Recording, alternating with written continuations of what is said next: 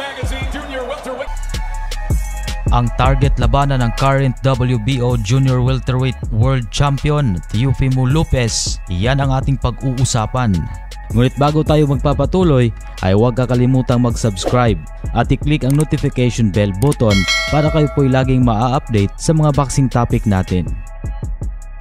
So sa katatapos lang na naging tagumpay ng current WBO Junior Welterweight World Champion Teofimo Lopez kontra sa veteranong challenger na si Steve Claggett sa pamamagitan ng lopsided unanimous decision, ay inihayag nga po nito sa publiko na pinupuntiryan niyang tapatan ang former pound for pound king Terence Crawford dahil buo ang kanyang kumpiyansa at naniniwalang iniiwasan siya nito dahil tiwala siyang kaya niya itong tiklupin.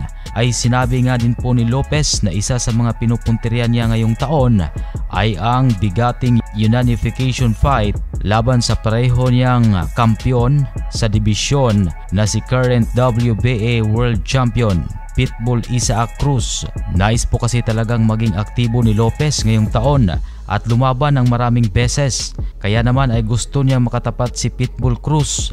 Makikitang mataas ang kumpiyansa ni Lopez na kaya niyang ilampaso ang manok ng MP Promotions dahil ay pareho lang anya ito sa kanyang tinalo daw na si Steve Claggett.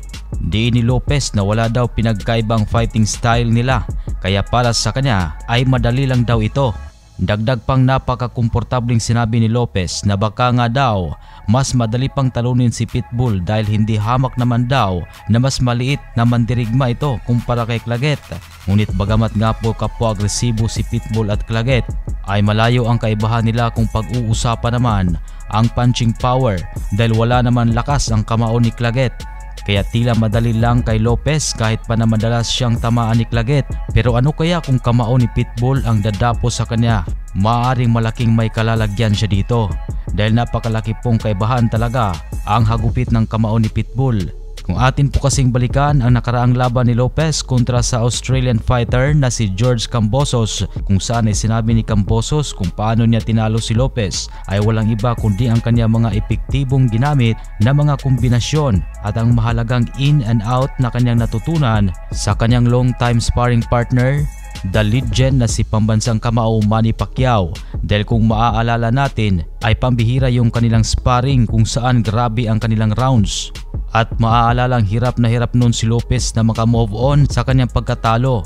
Una niyang talo, una ding bagsak sa kanyang professional fight. At habang sa ngayon naman ay bagamat si Cruz po ay naghahanda para sa kanyang kauna-unahang world title defense laban kay Jose El Rayo Valenzuela, nagaganapin sa susunod na buwan sa undercard ng Terence Crawford versus Israel Madrimov.